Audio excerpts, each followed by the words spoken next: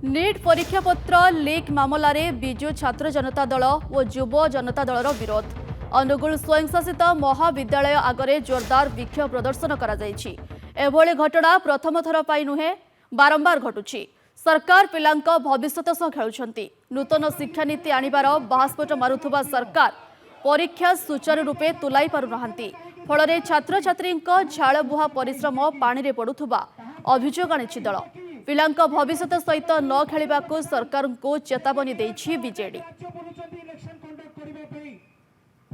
Election management को सठिक भाव में करि ताहले एग्जाम को सठिक भाव में मैनेजमेंट कहीं करि पारुना एथिमे दायी किए एथिमे उत्तरदायी किए?